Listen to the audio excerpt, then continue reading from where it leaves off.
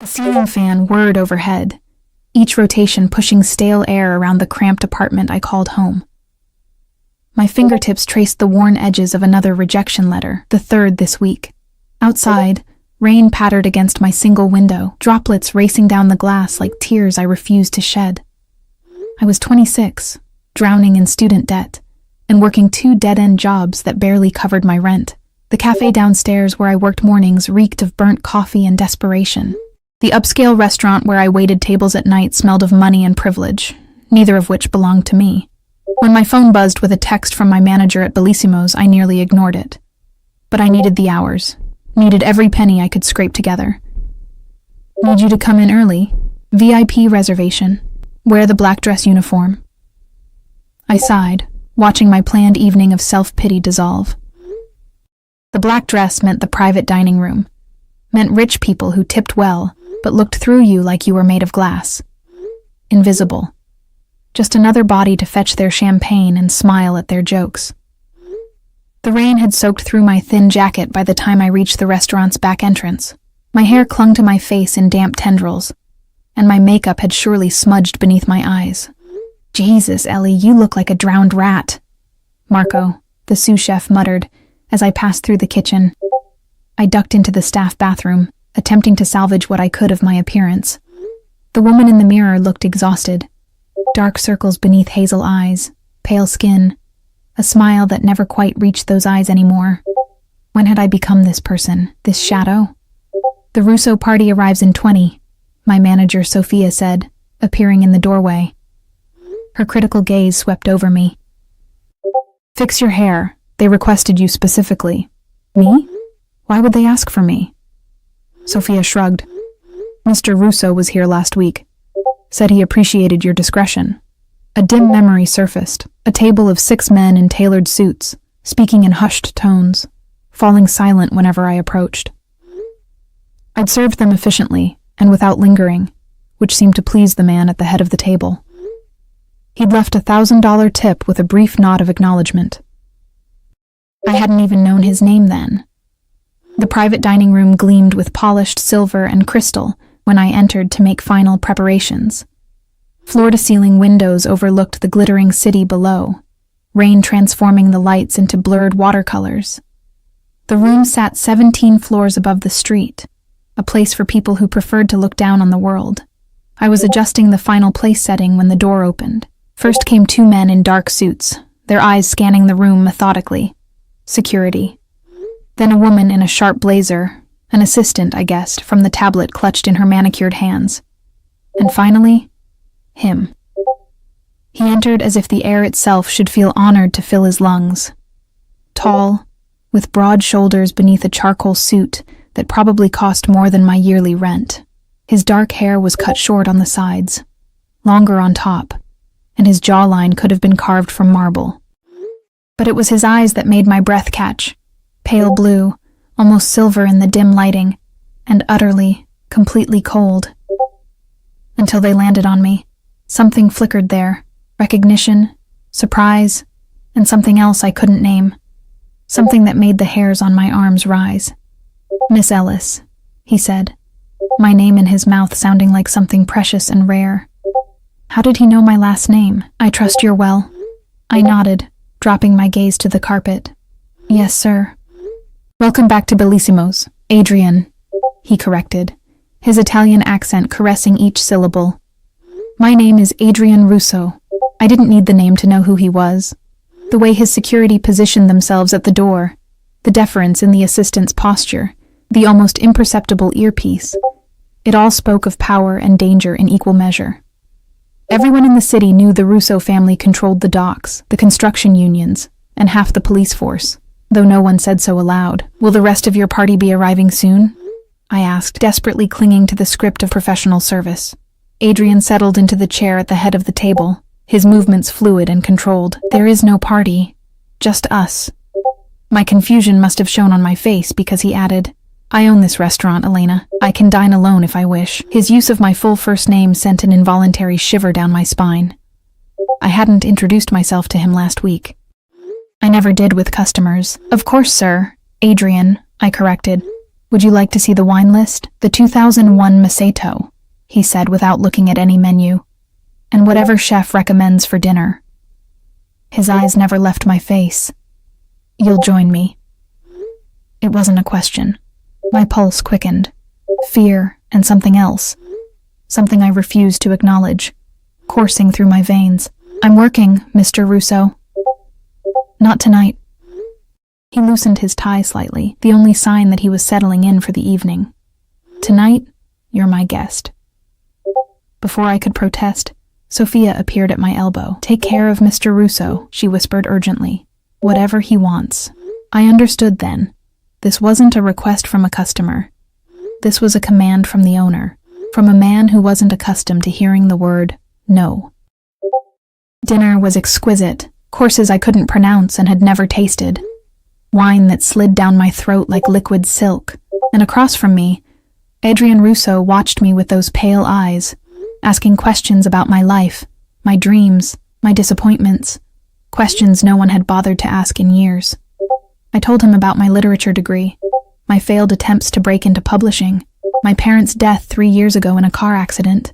I didn't mention my brother Tommy's gambling debts, or his disappearance 6 months ago.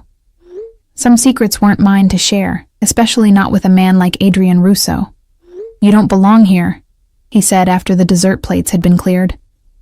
My cheeks flushed hot with embarrassment. Of course I didn't belong in his world of wealth and power. No, Elena, he continued, reading my expression. Not in this restaurant, not serving people who don't see you. His fingers brushed against mine on the tablecloth, a touch so light it might have been imagined. You were meant for better things.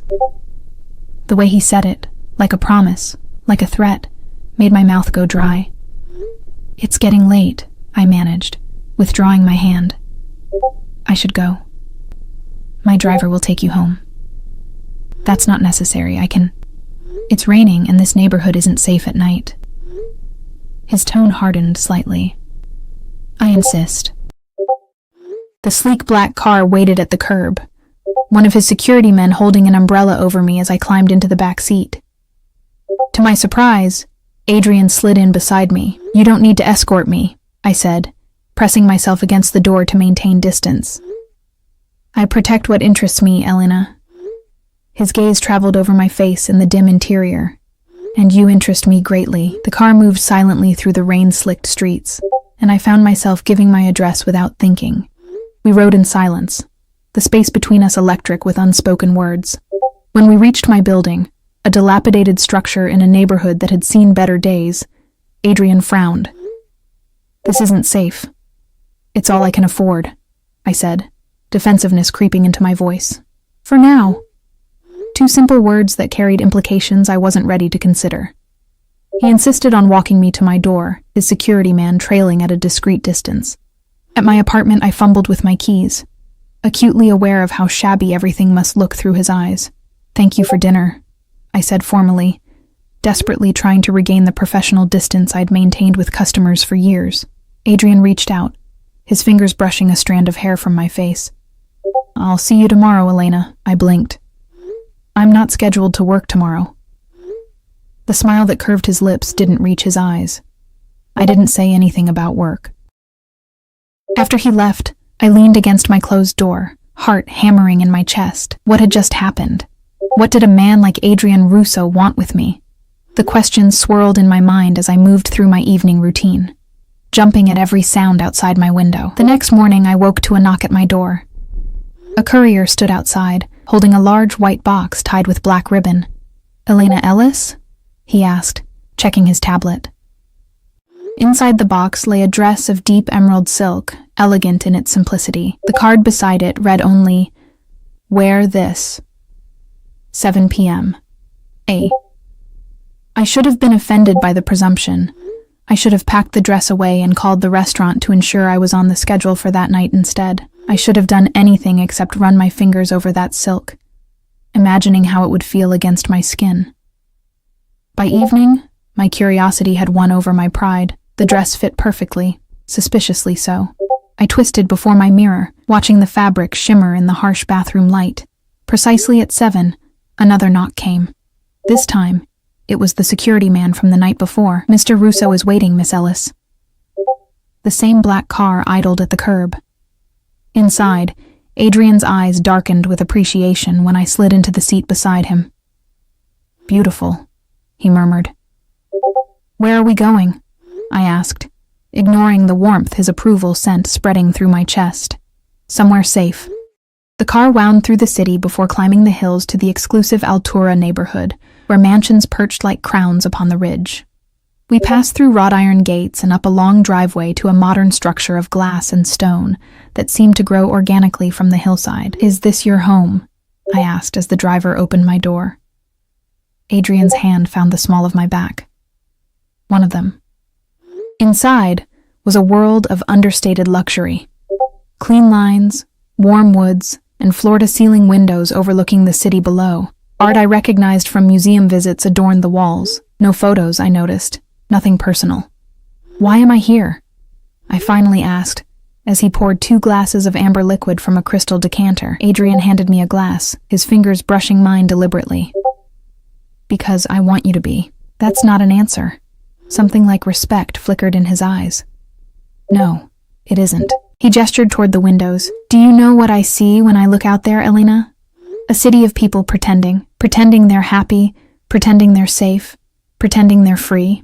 He moved closer, the heat of him warming my skin through the silk dress. "But you don't pretend. It's there in your eyes, the truth, the loneliness, the hunger for something more." I took a step back. "You don't know me. I know more than you think." He sipped his drink, watching me over the rim of his glass. "I know about Tommy." The sound of my brother's name on his lips sent ice through my veins. I set my untouched drink down with shaking hands. "What about Tommy?" "He owes certain people a considerable amount of money, people who aren't as patient as I am." Understanding dawned with sickening clarity. "Is that why I'm here? Because of my brother's debts?" Adrian's expression hardened. "You're here because I want you here. The matter with your brother is separate, but you know where he is?" "Yes." One simple word that changed everything. 6 months of fear and uncertainty compressed into a single syllable. "Is he alive?" My voice cracked on the question. Adrian moved toward me, his hand coming up to cup my cheek. "For now. But his situation is precarious." Tears burned behind my eyes. "What do you want from me? Right now?" His thumb traced my lower lip. "I want you to have dinner, to rest, to feel safe for one night, and tomorrow?" His smile was gentle, but held no warmth. "Tomorrow, we'll discuss how you can help your brother, and how I can help you." We ate on the terrace. The city lights spread beneath us like fallen stars. Adrian spoke of his childhood in Sicily, his father's business, his mother's death when he was 12. He asked about my parents, my studies, my favorite books. It felt almost normal, almost like a date, if I could forget who he was, what he represented, and the unspoken threat hanging over my brother's life. After dinner, he showed me to a guest room larger than my entire apartment. The bed was turned down, and a silk nightgown lay across the duvet. "You'll stay here tonight," he said, standing too close in the doorway. "And if I want to leave?" His expression didn't change. "Do you?"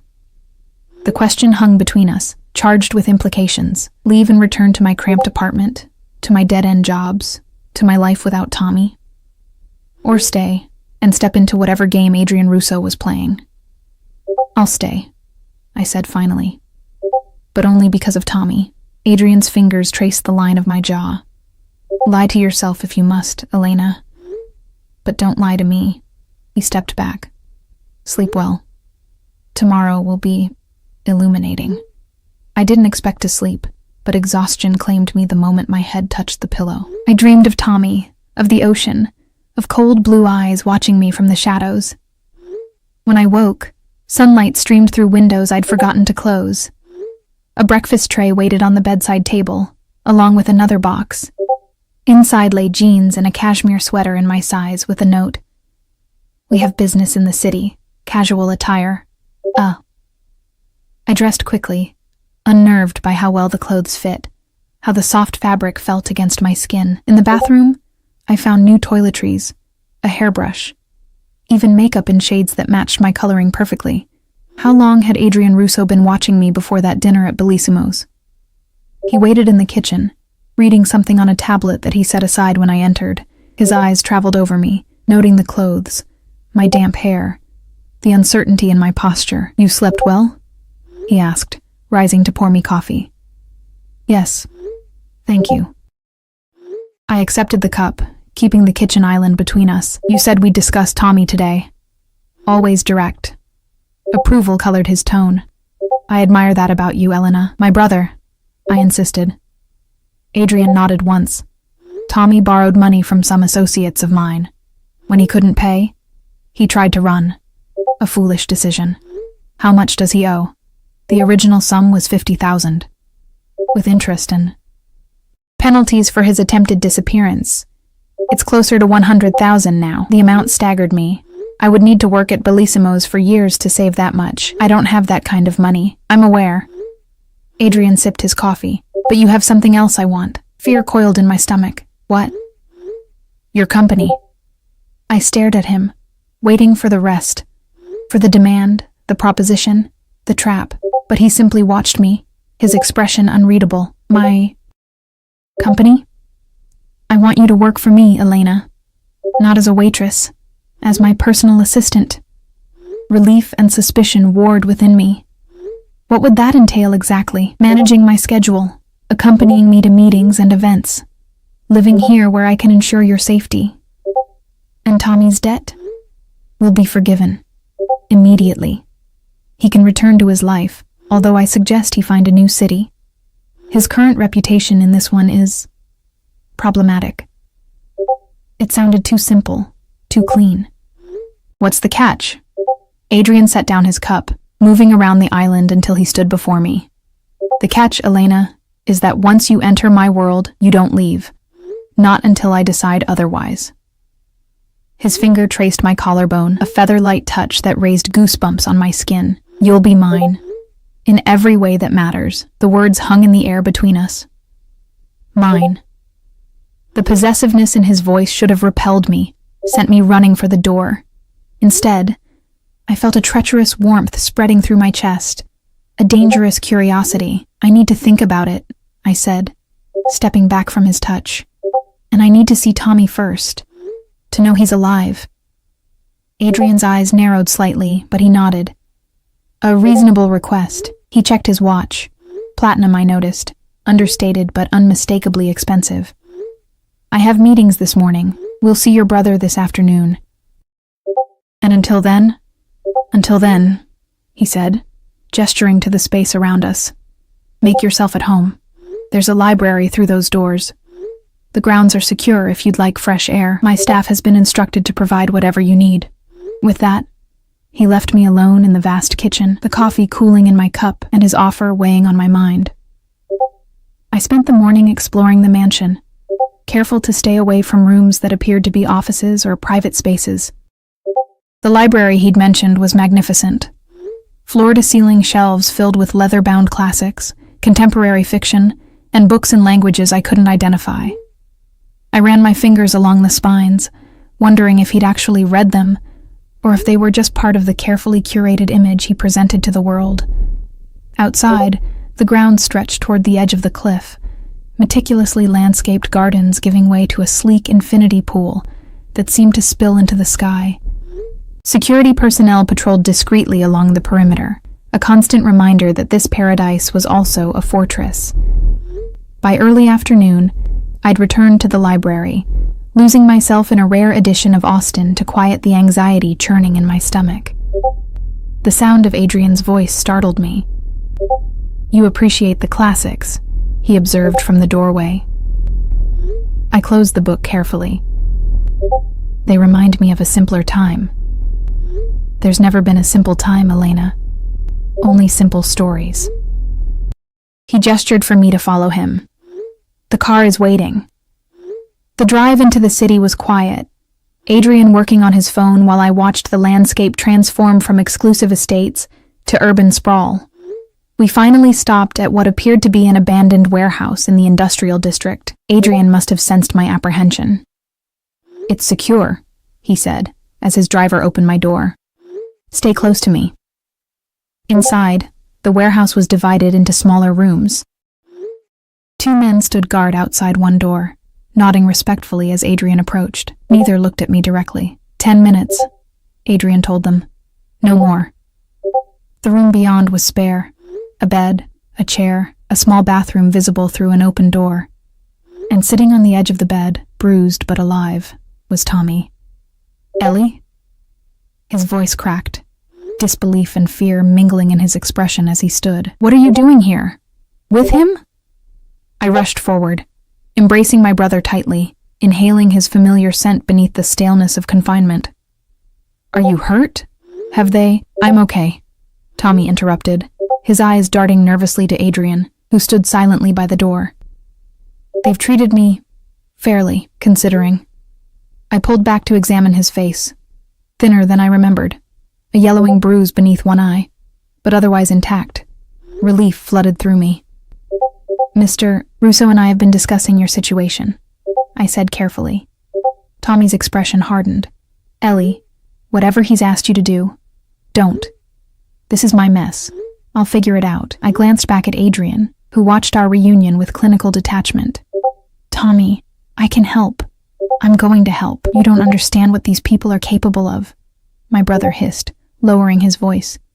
What he's capable of. Time's up, Adrian announced from the doorway. I squeezed Tommy's hand. Trust me. Everything will be okay. As we left, Tommy called after me. Ellie, please. But the closing door cut off his plea. In the car, I turned to Adrian. He looks terrible. He's alive, Adrian replied mildly. Many in his position wouldn't be. The casual reference to my brother's potential death sent a chill through me. This was the reality of the world I was considering entering. A world where lives were bargaining chips, where power was measured in fear. If I agree to your terms, I said slowly, Tommy goes free today, completely free, with enough money to start over somewhere else. Adrian studied me, his pale eyes unreadable. You're negotiating now? I'm establishing parameters, I corrected. If I'm going to be yours, I need to know exactly what that means, and what I'm getting in return. A smile curved his lips, a real one this time, reaching his eyes with something like respect. Tommy will be released today with $20,000, enough to start fresh, not enough to fall back into old habits. He leaned closer. As for what being mine means, Elena, it means your safety, your comfort, your future are my concern. It means you work for me, live in my home, accompany me where I require your presence. And in my personal life, I pressed, needing clarity on the boundaries, if any existed. You won't have a personal life separate from me. His tone was matter-of-fact, as if discussing the weather. Where you go, who you see, what you do, all of it will be with my knowledge and approval. My stomach tightened. And if I want to leave, after a year or two? Adrian's expression cooled. That's not how this works. So I'd be your prisoner. No. He reached across the space between us, his fingers brushing my cheek. You'd be under my protection. There's a difference. And physically? I forced myself to ask the question that had hovered unspoken between us. What do you expect? His eyes darkened, but his voice remained controlled. I don't take what isn't freely given, Elena.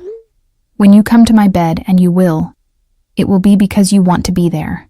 The confidence in his assertion sent heat rushing to my face. I looked away, watching the city pass outside the window. I need tonight, I said finally. To think. To decide. One night, he agreed. No longer. We returned to his mansion as evening fell. Adrian disappeared into his office, while I wandered onto the terrace, watching the sun sink below the horizon, painting the sky in shades of fire. The beauty contrasted sharply with the heaviness in my chest, the impossible choice before me. Dinner was served on the terrace, Adrian joining me as if this were normal, as if I weren't contemplating signing away my freedom to save my brother. He spoke of a gallery opening the following week, of a business trip to Milan at the end of the month, all with the casual assumption that I would be by his side. You're very confident in my answer, I observed as dessert was cleared away. Adrian leaned back in his chair, studying me over the rim of his wineglass. I know desperation when I see it, Elena. And I know you love your brother more than you love your freedom. The accuracy of his assessment stung. You've been watching me for a while, haven't you? Before the restaurant. 6 months, he admitted without hesitation. Since Tommy first borrowed money from my associates. The timeline aligned perfectly with my brother's disappearance. You've been waiting for this moment. I've been waiting for you, he corrected. The timing is convenient. Why me? The question had burned in my mind since that first dinner. I'm nobody. I have nothing to offer someone like you. Adrian set down his glass, his expression softening almost imperceptibly. You pushed a child out of the path of a speeding car last winter, on 5th Avenue. You gave your umbrella to an elderly man during a downpour, then walked 6 blocks in the rain. You leave food for the stray cat behind your building, even when you can barely feed yourself. He leaned forward. You have a rare quality, Elena, a goodness that hasn't been corrupted by the world. That's worth more than you know. I stared at him, unnerved by the intimate knowledge of my life, by the intensity in his gaze. You had me followed. I had you observed, he corrected. There's a difference. Later, alone in the guest room, I paced the floor, weighing options that weren't really options at all. Could I run? Take Tommy and disappear? The thought was laughable. Adrian Russo had resources I couldn't imagine, connections everywhere. There would be no hiding from him. Could I refuse? Go back to my life? Leave Tommy to his fate? The idea made me physically ill. In the end, there was only one path forward, only one choice that wasn't really a choice. Morning found me in the kitchen before Adrian, watching the sunrise paint the sky in delicate pinks and golds. He entered silently, observing me for a moment before speaking. You've decided. I turned to face him, squaring my shoulders. Yes, I accept your offer, with one additional condition. His eyebrow raised slightly, which is, I want it in writing. A contract that specifies Tommy's freedom, my obligations to you, and a term limit. 5 years. I met his gaze steadily. After 5 years, I want the option to leave if I choose. Adrian's lips quirked in amusement. Always surprising me. He considered for a moment. 3 years. With the understanding that if you leave, you do so with nothing but what you brought with you. And you never contact your brother again. The condition was cruel, calculated to ensure I would think carefully before walking away. Fine. 3 years. And I want your word, he added, moving closer. Beyond any paper you sign, I want you to promise me, Elena. 3 years. Completely mine. I swallowed hard, feeling the weight of the promise he was asking for. You have my word. Something darkened in his eyes. Satisfaction, possession, desire. He reached for my hand, raising it to his lips in a gesture that felt both old-fashioned and strangely intimate. Then we have an agreement. Everything moved quickly after that. By afternoon, a contract had been prepared, reviewed by a lawyer who arrived and departed with discreet efficiency. I signed my name with shaking fingers, watching as Adrian's bold signature claimed the line beside mine. Your brother will be released tonight, Adrian informed me as the documents were taken away. My men will drive him to the airport with a ticket to Portland and enough cash to start over. I want to say goodbye. Adrian shook his head. A clean break is better, for both of you. I wanted to argue, to insist on one last moment with the only family I had left. But the finality in Adrian's tone made it clear this wasn't negotiable. My first lesson in the new power dynamic between us. What happens now? I asked instead. Now, Adrian said. We begin your transition. My assistant has arranged for your belongings to be packed and brought here. Tomorrow, we'll discuss your duties in detail. His eyes traveled over me appraisingly. Tonight, we'll have dinner with an associate of mine. Your first official appearance as part of my household. The day passed in a blur of details. A personal shopper arriving with racks of clothing for me to try. A stylist measuring me for alterations. A woman explaining the security protocols of the house. I moved through it all in a daze, the reality of what I'd agreed to still sinking in. By evening, I stood before the mirror in my new room, not the guest room, but a suite adjacent to Adrian's, decorated in soft creams and blues. The dress they'd selected for dinner was black, simple but elegant, highlighting my figure without being overtly provocative. My hair had been styled, my makeup applied by professionals. The woman in the mirror looked like me, but wasn't me, not the real me, the one who had existed before Adrian Russo had entered my life. A knock at the door preceded Adrian's entrance. He paused, his eyes darkening as they swept over me. "Beautiful," he murmured. The same word he'd used before, but weighted differently now that I belonged to him. "Who are we meeting?" I asked, reaching for the clutch purse that had been provided along with the dress. "Carlo Vega, a business associate from Miami." Adrian offered his arm. "He's an important connection, but not entirely trustworthy. You'll sit beside me, speak when spoken to, and observe everything." I placed my hand on his arm, feeling the solid strength beneath the expensive suit. "Is this a test?" Adrian's smile was sharp. "Everything is a test, Elena, but I have no doubt you'll excel." As we descended the stairs together, I felt the eyes of the household staff tracking our movement, noting our linked arms, the proprietary way Adrian guided me. Whatever they thought of the situation, of me, remained hidden behind professionally blank expressions. Outside, the familiar black car waited in the circular drive.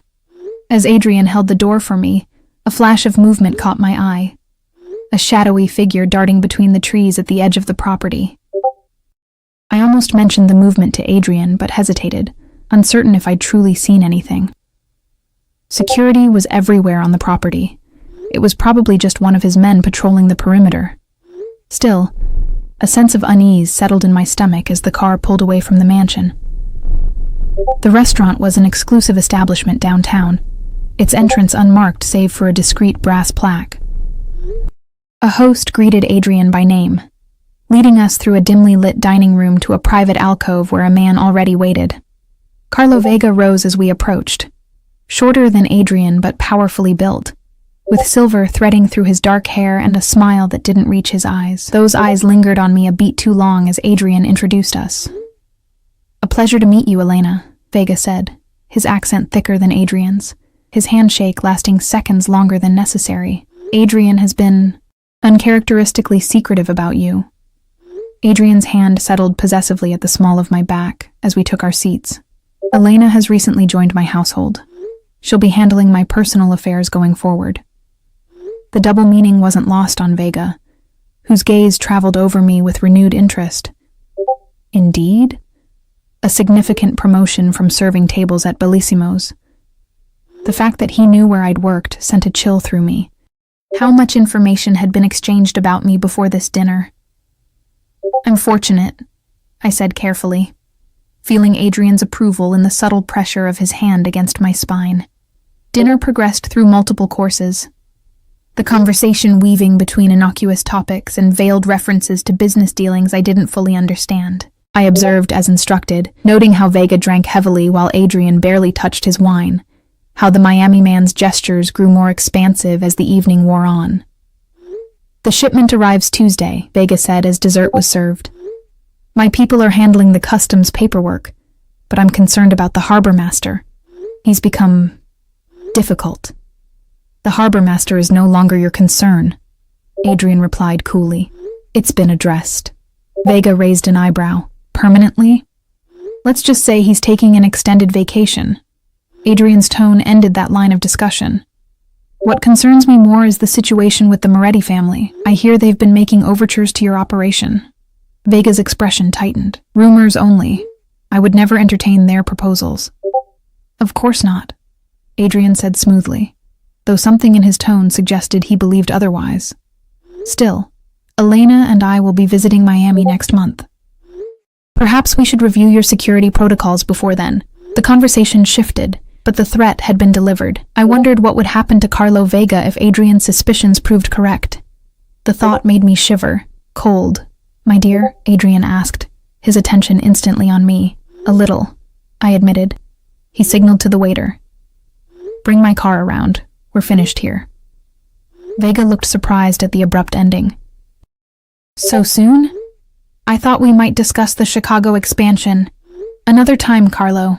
Adrian was already standing, helping me from my chair with a gentleness that contrasted sharply with the steel in his voice. "Elena's comfort is my priority." Outside, as we waited for the car, Adrian drew me closer against the evening chill. "You did well," he murmured, his breath warm against my hair. "What did you observe?" I considered my answer carefully. "He's nervous, drinking too much, and he was lying about the Moretti family." His right eye twitched slightly each time he denied it. Adrian's lips curved into a smile. "Very good. What else?" "He was armed. I saw the outline of a gun when he reached for his wallet. And he has someone watching us." I nodded discreetly toward a sedan parked across the street. "That car has been there since we arrived. The driver hasn't moved." Adrian's arm tightened around me, something like pride flickering in his eyes. "You have natural instincts for this work, Elena. I'm pleased." The praise shouldn't have warmed me, but it did. A small ember glowing in my chest despite everything. The ride home was quiet, Adrian working on his phone, while I watched the city lights blur past. When we reached the mansion, he walked me to my suite, pausing at the door. "Tomorrow we begin your formal training," he said. "There's much for you to learn about my business, my associates, my enemies." "I'm not sure I want to know everything about your business," I admitted. Thinking of veiled references to harbor masters and shipments, Adrian's finger traced the line of my jaw. "You'll know what I need you to know. Nothing more, nothing less." His touch lingered, a gentle pressure that held me in place. "You were exquisite tonight, Elena. Every eye in that restaurant was on you." "On us," I corrected softly. "They were watching us together, yes." Something darkened in his gaze. They were. For a moment I thought he might kiss me. His eyes dropped to my lips. His body shifted almost imperceptibly closer. Instead, he stepped back, composure reclaimed. "Sleep well, Elena. Tomorrow will be demanding." Inside my suite, I peeled off the designer dress, scrubbed away the perfect makeup, and stared at myself in the bathroom mirror. Who was I becoming? What had I agreed to? The woman looking back at me seemed like a stranger, caught somewhere between the struggling waitress I'd been and whatever Adrian Russo intended to make of me. My sleep was restless, filled with dreams of shadowy figures watching from the trees, of Tommy calling out to me, his voice growing fainter as I ran toward it. Morning brought a new routine. Adrian's assistant, Sophia, the sharp-suited woman I'd first seen at the restaurant, appeared at my door at precisely 7 a.m. "Mr. Russo expects you for breakfast in 30 minutes, she informed me, her expression professionally neutral as she handed me a tablet. "Your schedule is loaded here. You'll need to review it before joining him." The schedule was meticulously detailed. Language lessons at 9, followed by sessions on etiquette, then meetings with Adrian's security team to review protocols. Afternoon appointments with a personal trainer, a stylist for final fittings on my new wardrobe, and finally, dinner with Adrian at 8. I dressed in one of the simpler outfits that had been provided, tailored black trousers and a cream silk blouse, and made my way to the terrace where breakfast was served. Adrian was already there, reading something on his tablet while he sipped his coffee. He looked up as I approached, his eyes approving. "You reviewed the schedule?" I nodded, taking the seat across from him. "It's comprehensive. Your role requires certain skills," he said, setting aside his tablet. "Languages, social graces, an understanding of security measures. I've arranged the best instructors." "What exactly will I be doing for you?" I asked, accepting a cup of coffee from a silent staff member who appeared and disappeared with practiced invisibility. Adrian considered me over the rim of his cup. "Initially, you'll accompany me to meetings and events, observe and report your impressions. As your skills develop, you'll take on more responsibility, managing my calendar, screening my contacts, perhaps eventually handling certain negotiations. You trust me with that much?" I couldn't keep the surprise from my voice. "I will," he said simply. "By the time you're given such responsibilities, your loyalty will be absolute." The confidence in his statement should have angered me, but there was a chilling logic to it. 3 years in his world, dependent on him for everything, cut off from my previous life. What choice would I have but loyalty? The days that followed fell into a pattern. Mornings filled with lessons, Italian and French, the intricacies of European business etiquette, the subtle art of reading body language and detecting lies. Afternoons devoted to physical training, Not just fitness, but self-defense, awareness exercises, even basic instruction in handling a firearm that left my hands shaking and my ears ringing. Adrian was frequently absent during the day, attending to business I wasn't yet privy to, but evenings belonged to him, dinners where he questioned me about what I'd learned, tested my observations, gradually revealed small pieces of his empire. Private moments on the terrace afterward, his hand occasionally brushing mine, his eyes lingering on my face in ways that made my pulse quicken despite my best intentions. 2 weeks into this new life, Adrian informed me over breakfast that we would be attending a gala that evening, my first public appearance as his official companion. "The governor will be there," he said, watching my reaction closely, "along with several business associates you haven't met. This is an important night, Elena." "What do you need from me?" I asked, setting aside my anxiety about the event. A smile touched his lips. "Just be yourself. Observe. Remember what you've learned." His hand covered mine briefly, "and stay close to me." The dress selected for the event was breathtaking. Deep red silk that clung to my body before flowing to the floor, a slit rising dangerously high on one thigh.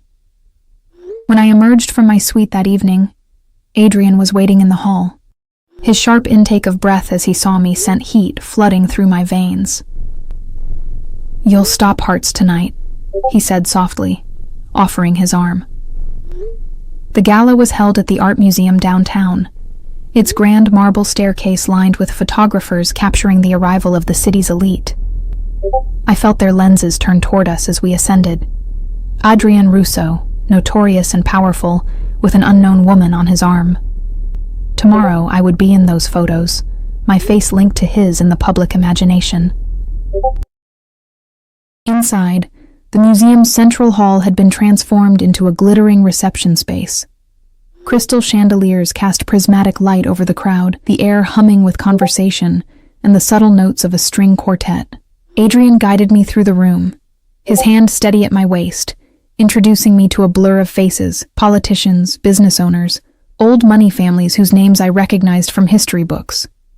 "Adrian, darling," a woman's voice cut through the noise, belonging to a statuesque blonde in a shimmering silver gown, who approached us with practiced grace. "I was beginning to think you were avoiding me." "Vanessa," Adrian acknowledged coolly. "Allow me to introduce Elena Ellis. Elena, this is Vanessa Moretti." The name triggered an immediate connection to the conversation with Vega. This woman was part of the family Adrian had mentioned. Potential rivals, or worse. Vanessa's perfectly sculpted eyebrows arched as she assessed me. "Elena, how refreshing. I don't believe I've seen you at these events before." "This is my first," I admitted, maintaining the calm demeanor I'd been practicing. "Elena recently joined my household," Adrian supplied, his tone carrying a warning that didn't escape the blonde's notice. "Did she?" Vanessa's smile turned predatory. "How fortunate for you both. Though I must say, Adrian, your taste has evolved since we were together." The casual revelation that they had been involved sent an unexpected surge of jealousy through me. I fought to keep my expression neutral, as Adrian's hand tightened possessively at my waist. "If you'll excuse us," he said smoothly. "The governor is waiting." As he guided me away, I couldn't resist asking, "You and Vanessa Moretti?" "A mistake from several years ago," Adrian replied, his voice hardening. "One that has complicated certain business arrangements." "She still wants you," I observed. Adrian's eyes met mine, something dangerous flickering in their depths. "Does that bother you, Elena?" Before I could answer, a commotion near the entrance drew our attention. Security personnel were converging on a man who appeared to be arguing with the event staff. Even from across the room, I recognized him. Tommy. My heart lurched. "Adrian." "I see him." Adrian's voice had gone deadly quiet. "Stay here." But Tommy had already spotted us, pushing past a security guard to stride in our direction, his face flushed with anger or alcohol or both. "Ellie," he called, drawing curious stares from nearby guests. "Ellie, what the hell is going on?" "I got your message." Adrian intercepted him smoothly, placing himself between my brother and me. "Mr. Ellis," This is hardly the place. Get away from her, Tommy snarled, loud enough for those nearby to hear. I know what you are. I know what you've done. I moved forward, panic rising in my throat. Tommy, please. Security was closing in, the elegant crowd drawing back from the scene unfolding in their midst. Tommy's eyes, wild with desperation, locked on mine over Adrian's shoulder. Run, Ellie. Whatever he told you, it's lies. You need to... His words cut off as two of Adrian's men grabbed him by the arms. Adrian turned to me, his expression carefully controlled despite the public spectacle. Go to the car, he ordered quietly.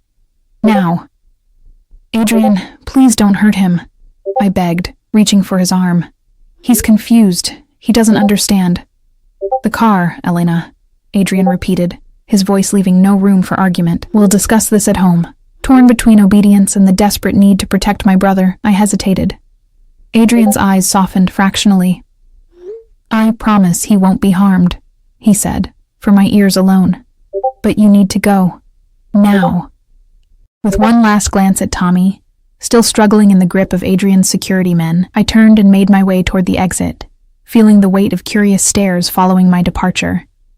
In the car, I waited, minutes stretching into an hour before Adrian finally appeared, his expression thunderous as he slid into the seat beside me. How did he find you? He demanded without preamble. How did he know you would be here tonight? I don't know, I whispered, fear constricting my throat. I haven't contacted him, I swear. Adrian studied me, his pale eyes searching for deception. Someone told him, Elena. Someone who shouldn't have. Is he... I swallowed hard, forcing the question past the tightness in my throat. Is he okay?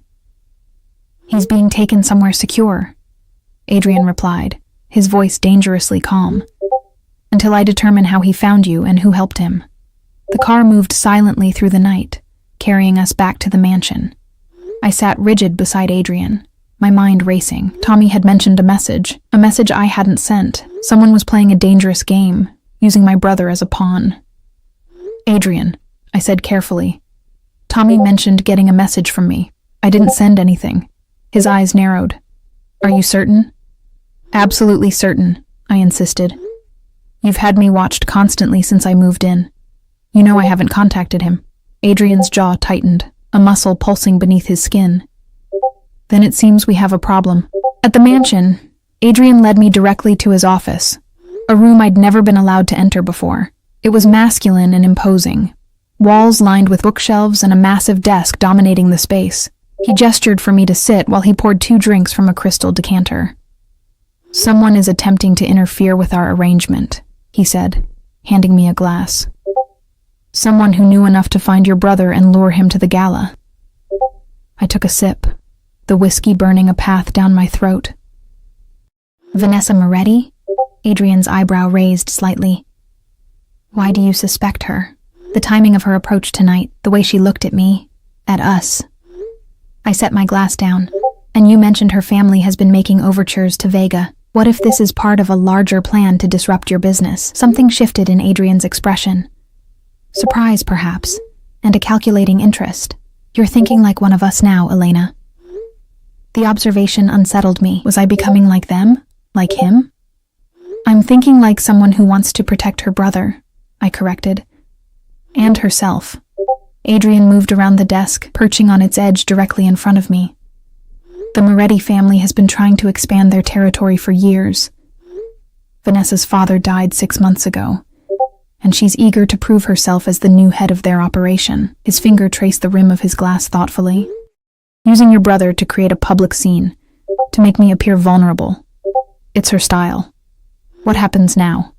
Now, Adrian said, setting aside his drink and reaching for my face, his thumb brushing across my lower lip. I send a message of my own. The intensity in his eyes made my breath catch. What kind of message? Instead of answering, he leaned down and captured my mouth with his. The kiss was possessive, demanding, sending heat coursing through my body despite the circumstances. When he finally pulled back, his eyes had darkened to stormy blue. You belong to me, Elena, he murmured against my lips. and I protect what's mine. The next morning, I woke to find a small, elegant box on my bedside table. Inside, nestled a platinum pendant, a delicate key suspended on a fine chain. A note in Adrian's bold handwriting accompanied it. "Wear this always." I fastened it around my neck, wondering at its significance. Was it merely decorative or something more? With Adrian, nothing was ever simple. He was waiting for me at breakfast, his expression grim as he read something on his phone. "The newspapers have an interesting story this morning," he said without looking up. Apparently, Vanessa Moretti's warehouse burned down overnight. A tragic accident. My fingers instinctively touched the pendant at my throat. "And Tommy?" "Is being held at one of my properties upstate." "Safely," Adrian added, finally meeting my gaze. "Once I'm certain the threat has been neutralized, he'll be sent away again. Farther this time."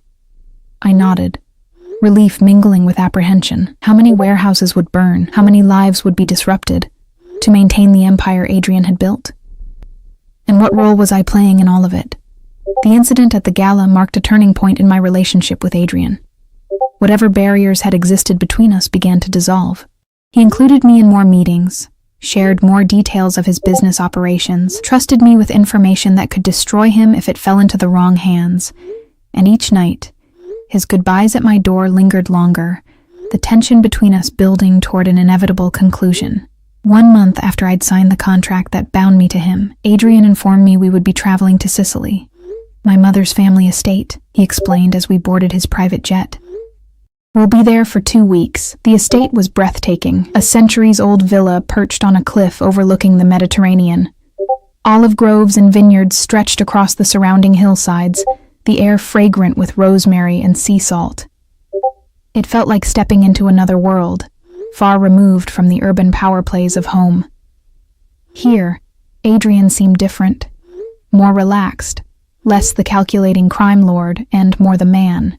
He showed me the places of his childhood, introduced me to distant relatives and old family retainers who had known him as a boy.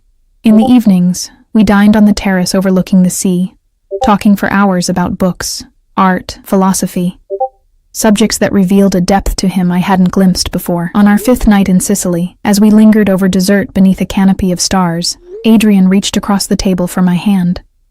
"You've changed since coming here," he observed, his thumb tracing circles on my palm. "How so?" "You're more at ease, less guarded." His eyes reflected the distant lights of fishing boats on the horizon. "I prefer you this way, Elena." I smiled, the wine and the setting making me bold. "Perhaps it's because you're different here too." "Am I?" "Less the mafia boss and more just Adrian." His expression softened. "And which do you prefer?" "I'm still deciding," I admitted. "Both have their appeal." Later, as he walked me to my room, adjacent to his in the villa's east wing, Adrian paused outside my door. The moonlight filtering through ancient windows cast his features in silver and shadow. "I'm tired of waiting, Elena," he said quietly. My heart stuttered against my ribs. "Waiting for what?" "For you to come to me willingly." His fingers traced the line of my jaw, tilted my face up to his. "For you to admit what we both know." "And what's that?" I whispered, though I knew the answer. "That despite everything, despite how we began, you want me as much as I want you." The truth of his words resonated in my blood. Whatever moral objections I'd clung to had eroded day by day, replaced by a hunger I couldn't deny. I reached up, my fingers threading through his hair, and pulled his mouth down to mine. The kiss was different from our first, not a statement of possession, but an invitation, a beginning. Adrian groaned against my lips, his arms encircling me, pulling me flush against him. When we finally broke apart, his eyes were dark with desire. "My room," he murmured. "Now." I should have hesitated, should have considered what this step would mean. Instead, I took his hand and followed him down the moonlit corridor, desire drowning out every other consideration. His bedroom was larger than mine, dominated by a massive 4-poster bed. Adrian pulled me to him the moment the door closed behind us, his kiss deeper now, hungrier. His hands found the zipper of my dress. slowly drawing it down as his lips traced a path along my neck. "I've imagined this," he confessed against my skin, "every night since you came to me." The dress pooled at my feet, his hands exploring newly exposed skin with reverent attention. I worked at the buttons of his shirt, desperate to feel him, to cross this final boundary between us. When we were both undressed, Adrian lifted me onto the bed, his body covering mine, his weight a delicious pressure. "Mine," he whispered as he entered me, the word both a claim and a promise.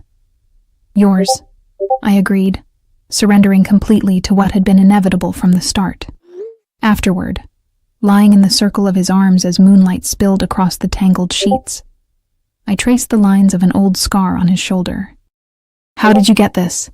"My first lesson in betrayal," Adrian said, his voice soft in the darkness. "I was 19, working for my father. Trusted the wrong person. What happened to them?" "The person who betrayed you." His silence was answer enough. "Adrian," I ventured, emboldened by our newfound intimacy, "what happens when our 3 years are over?" His arms tightened around me. "That's a discussion for another time." "But, Elena," his tone carried a warning, "don't spoil tonight with thoughts of endings." I fell silent, understanding that some boundaries still remained, some questions he wasn't ready to answer. Instead, I pressed closer to him, committing to memory the feel of his skin against mine, the rhythm of his breathing as he drifted toward sleep. In the morning, I woke alone, sunlight streaming through windows I didn't remember being opened. A note on Adrian's pillow directed me to meet him for breakfast on the terrace. I dressed in a simple sundress from the wardrobe that had mysteriously been filled with clothes in my size, and made my way through the villa's cool corridors. The sight that greeted me on the terrace froze me mid-step. Adrian sat at the table as promised, but he wasn't alone. Across from him, wearing an expression of cautious hostility, sat Tommy. My brother's eyes locked with mine, a storm of emotions crossing his face. Relief, anger, confusion. He rose from his chair, ignoring Adrian's sharp glance. "Ellie," he breathed, moving toward me. I rushed forward, embracing him tightly, breathing in his familiar scent, the last tangible connection to my old life. "Tommy, what are you doing here?" "How?" "Mr. Russo invited me," Tommy said, pulling back to search my face. "He said it was time we talked, all of us." I turned to Adrian, questioning. His expression was unreadable, controlled, but there was a tension in the set of his shoulders I'd learned to recognize. "Sit," Adrian instructed, gesturing to the empty chair between them. "We have much to discuss," I complied, hyper-aware of the current running between the two men.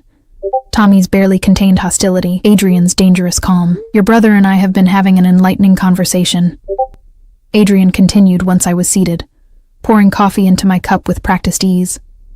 "About his gambling debts, about the people he stole from, and about certain messages he claims to have received from you." Tommy leaned forward, his voice urgent. "Ellie, I never believed you'd choose to be with him willingly. When I got those texts—" "What texts?" I interrupted. "Tommy, I never sent you anything." My brother's expression faltered. "But they came from your number.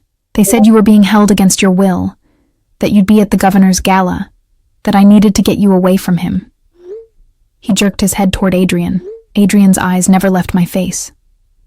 "Show her." Tommy reluctantly pulled out his phone, scrolling to messages that did, indeed, appear to come from my old number.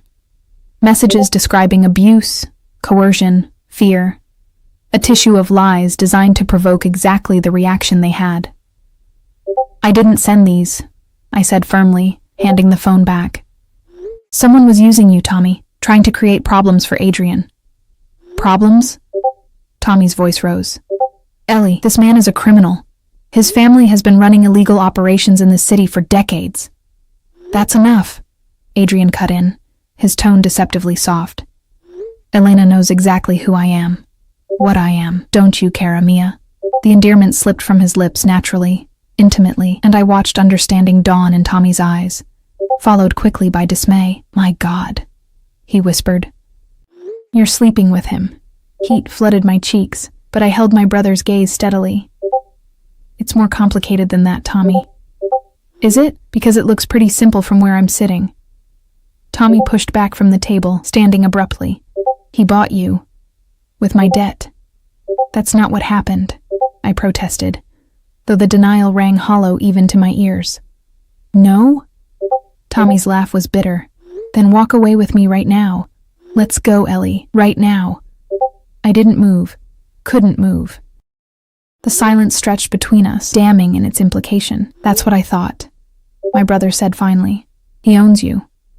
I made a choice, I countered, my voice strengthening with conviction I hadn't known I possessed. I chose to save you, yes. But I also chose this life, Tommy. I chose Adrian. Adrian's hand found mine beneath the table, his fingers intertwining with mine in a gesture that felt suddenly, profoundly significant. Mr. Ellis, Adrian addressed Tommy directly, your sister and I have an arrangement. 3 years of her service in exchange for your freedom and safety. That arrangement stands, regardless of your personal feelings about it. And after these 3 years? Tommy demanded. What then? Adrian's thumb traced circles on my palm. That will be Elena's choice. Tommy looked between us, disbelief etched in every line of his face. You actually believe that? That he'll just let you walk away when the time comes? The question echoed my own unspoken doubts, but I pushed them aside. I need you to trust me, Tommy, and I need you to be safe, which means leaving the country, starting fresh somewhere Adrian's enemies can't find you. His enemies? Tommy laughed bitterly. What about your enemies now, Ellie? Because they're the same. You're in his world now. The truth of his statement hit me with unexpected force. I was in Adrian's world, had been sliding deeper into it day by day without fully acknowledging the transformation. Adrian rose from the table, buttoning his linen jacket in a casual display of authority. My jet will take you to Paris this afternoon. From there, you'll be provided with new identification, a bank account, and contacts who can help you establish yourself. His tone left no room for argument. Elena and I will join you for lunch before you depart. With that, he leaned down to place a possessive kiss on my cheek, his lips lingering near my ear. Talk to your brother, he murmured. Make him understand. Then he was gone, leaving Tommy and me alone on the sunlit terrace. For a moment, neither of us spoke. The distant sound of waves breaking against the cliffs below filled the silence. He'll never let you go, Tommy said finally, his voice quieter now. Men like him don't give up what they consider theirs. I touched the key pendant at my throat, Adrian's mark of ownership. Maybe I won't want to go. Listen to yourself, Ellie. This isn't you talking. This is Stockholm Syndrome or something. He's manipulating you. It's not that simple, I insisted. Adrian is complicated. There's more to him than what you see. Tommy's expression darkened. Do you know what he did to the men who gave me those loans? The ones who were hunting me? They disappeared, Ellie. All of them. No bodies, no traces, just gone. He leaned forward, his voice dropping. And the woman at the gala? The one you think sent those fake texts? Her warehouse wasn't the only thing that burned. They found 2 bodies in the ashes. My blood ran cold. I wanted to deny it, to defend Adrian, but I couldn't form the words. Some part of me had always known the true extent of his brutality, had glimpsed it in the cold calculation of his gaze, the unquestioning obedience of his men, the fear his name evoked. I'm worried about you, Tommy continued, reaching for my hand. This world he's pulled you into, it changes people. It corrupts them. I know what I'm doing, I said, though the conviction in my voice wavered. Do you? Because from where I'm sitting, my big sister who used to lecture me about right and wrong is now the mistress of a murderer. The word stung. It's not like that. Then what is it like, Ellie? Help me understand, because I'm about to be shipped off to another continent, and I don't know if I'll ever see you again. Tears burned behind my eyes. I don't know how to explain it, Tommy. I started this to save you, but now... I trailed off, unsure how to articulate the tangled emotions Adrian evoked in me. You think you love him, Tommy said flatly. Did I? The question had been circling in my mind, particularly since our night together. What I felt for Adrian was complex. Fear mingled with desire, resentment with admiration, anger with a growing, undeniable affection. I began carefully. I think I'm beginning to understand him. And I think, in his way, he cares for me. Tommy's expression softened with pity. Oh, Ellie. He doesn't care for anyone but himself. Men like him don't know how to love, only how to possess. Before I could respond, the sound of a helicopter approaching drowned out our conversation. Tommy and I moved to the edge of the terrace, watching as the aircraft descended onto a pad at the far end of the property. That's unusual, I commented, a flutter of unease stirring in my stomach. Adrian hadn't mentioned expecting visitors. 4 men emerged from the helicopter, their postures tense, purposeful. Even from a distance, I could see they were armed. Something's wrong, I murmured, turning back toward the villa. We need to find Adrian. We'd barely made it through the terrace doors when gunshots echoed from inside the house. Tommy grabbed my arm, pulling me behind a stone column as shouts and more gunfire erupted. Moretti, I whispered, understanding dawning with sickening clarity. It has to be. Tommy's eyes widened. Who? Vanessa Moretti. She's been trying to move against Adrian. The fake texts, the scene at the gala, it was all part of a larger plan. Adrian had mentioned he'd brought fewer men to Sicily, wanting privacy during our stay. The estate was secluded, staffed primarily by locals who had known his family for generations, not trained security. We need to get out of here, Tommy urged, pulling me toward the side of the terrace that led to the gardens. No, I pulled back. I can't leave Adrian. My brother stared at me in disbelief. Are you insane? Those people are here to kill him, and probably anyone with him. That includes you, Ellie. Another burst of gunfire, closer now, punctuated his argument. I made a split-second decision. There's a hidden passage in the wine cellar, I said, recalling Adrian's tour of the estate. It leads to a cove below the cliffs. There's a boat there. How do we get to the cellar? Through the kitchen. I moved toward a different door, one that led to a service corridor. This way. We crept through the quiet hallway, the sounds of violence growing more distant. The kitchen was empty, the staff having fled or hidden at the first sign of trouble. I led Tommy to a heavy wooden door that opened onto stone steps descending into darkness. Stay close, I whispered, feeling along the wall for the light switch Adrian had shown me. The cellar illuminated with dim yellowish light, revealing rows of wooden racks filled with dusty bottles. I moved to the far corner, searching for the mechanism that would open the hidden door. Ellie. Tommy's voice, tight with warning, made me whirl around. Vanessa Moretti stood at the top of the stairs, a pistol in her perfectly manicured hand. Blood splattered the sleeve of her designer blouse, someone else's, judging by her unharmed appearance. Elena Ellis, she said, descending the steps with casual menace. The waitress who captured Adrian Russo's heart. How touching. I stepped in front of Tommy instinctively. What do you want? Vanessa smiled, cold and predatory. Originally, to kill Adrian and take control of his territory. She gestured with the gun. But finding you here, that's an unexpected bonus. Adrian will hunt you to the ends of the earth if you harm her, Tommy said, his voice steadier than I expected. Oh, I'm counting on it. Vanessa's smile widened. He'll be much easier to trap when he's blinded by revenge. I felt the wall behind me, fingers searching desperately for the hidden latch. You're making a mistake. Adrian isn't alone in this. His associates will scramble like rats when they hear he's dead, Vanessa finished. That's how our world works, darling. The strong devour the weak. My fingers found the indentation I'd been seeking. With a barely audible click, a section of the wall swung inward. In the same instant, a gunshot rang out from the top of the stairs. Vanessa jerked, surprise flickering across her perfect features before she crumpled to the floor. Behind her stood Adrian, his own gun still raised, his face a mask of cold fury. Get in, he ordered, gesturing to the passage.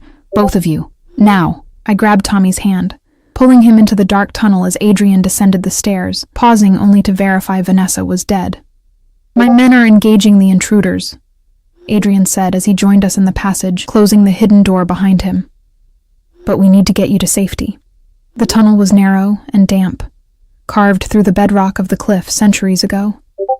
Adrian took the lead, a small flashlight illuminating our path as we descended toward the sound of waves. You knew they were coming, I accused, the realization dawning as we hurried through the darkness. Adrian glanced back at me. I suspected. Bringing your brother here was a calculated risk. I needed to confirm who was feeding him information. You used me as bait, Tommy said bitterly. I used all of us, Adrian corrected. And it worked. Vanessa revealed herself. The tunnel opened onto a small, sheltered cove, where a sleek motorboat was moored. Adrian helped me aboard, then reached for Tommy. Where are we going? I asked as Adrian started the engine. To a safe house on the mainland, he replied, guiding the boat out of the cove and into open water, until I can ensure the threat is completely eliminated. As we sped away from the shore, I looked back at the villa perched on the cliff above us. Smoke was now rising from one wing, dark against the clear blue sky. How many people had died today? How many more would die before this power struggle was resolved? And where did I stand in all of it? No longer just an observer, no longer just a pawn. I had chosen to warn Adrian, to help him escape. I had chosen my side. The safe house turned out to be a modernist villa outside Palermo, staffed by security personnel who greeted Adrian with deferential nods. Tommy was shown to a room in one wing, while Adrian led me to the master suite. You'll stay with me tonight, he said, his tone making it clear this wasn't a request. Until I'm certain no one followed us. As darkness fell, reports began coming in from Adrian's men at the Sicily estate. The attack had been repelled, with heavy casualties on both sides. Vanessa's body had been removed, along with any evidence of her presence. What happens now? I asked as we lay in bed, Adrian's arm draped possessively across my waist. Now. He pressed a kiss to my shoulder. Now we respond. Decisively. I twisted to look at him. More violence? This is how our world works, Elena. His eyes gleamed in the darkness. The weak are devoured by the strong, I finished, echoing Vanessa's words. I know. Adrian's grip tightened. You saved my life today. You chose me over your own safety. Yes, I admitted softly. I did. Why? The question hung between us, demanding an honesty I wasn't sure I was ready to give. But in the darkness, with the day's violence still echoing in my mind, pretense seemed pointless. Because I love you, I whispered. God help me, but I do. Adrian's lips found mine, the kiss deep and possessive. When he finally pulled away, his eyes held a fierce intensity I'd never seen before. The contract is void, he said against my lips. I blinked, confusion breaking through the haze of desire.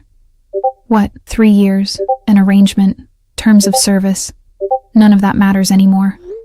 His hand cupped my face, surprisingly gentle. I want you by my side, Elena. Not as an employee, not as a possession. As my equal, my partner. Your wife, I said, understanding his implication. My wife, he agreed. My queen. The mother of my children. The woman who stands beside me as we build something that will outlast both of us. It should have frightened me. This vision of a future intertwined with his empire of violence and power. Instead, I felt a strange sense of rightness, of inevitability. Tommy? I asked, practical concerns intruding on the moment. We'll be protected, always, Adrian promised. As your family, he becomes part of mine. The next morning, Tommy and I walked in the villa's garden while Adrian conducted business inside. My brother looked at me with new eyes, weighing the changes he saw in me against the sister he'd known. You're really going to do this, he said finally. Stay with him. Become part of all this. He gestured vaguely at the villa, the armed guards patrolling the perimeter. I am, I confirmed. I know it's not the life you imagined for me. It's not the life anyone imagined for you, Tommy interrupted. But I'm beginning to understand that you're not the same person who used to bail me out of trouble, who worked double shifts to pay our parents' medical bills. He looked at me seriously. You've changed, Ellie. We all change, I said softly. We become who we need to be to survive. Tommy nodded slowly. And you'll survive in his world. I can see that now. He squeezed my hand. Just don't forget who you were completely, okay? That girl who pushed a stranger out of the way of a speeding car. She's worth remembering. Later that day, as Adrian's jet carried Tommy away to his new life, I stood with Adrian on the terrace, his arm around my waist as we watched the plane disappear into the horizon. He'll be safe, Adrian assured me. I've made arrangements. I nodded, leaning into his strength. I know. Adrian turned me to face him. Are you sure about this, Elena? About us? Once you truly enter my world, there's no turning back. I thought of the frightened waitress I'd been, the woman who had signed a contract out of desperation. I thought of the blood that had been spilled, the lives taken in Adrian's name, in our name now. I'm sure, I said, reaching up to touch his face. I pushed you aside before that shot rang out. I saved your life, and in saving you, I found myself.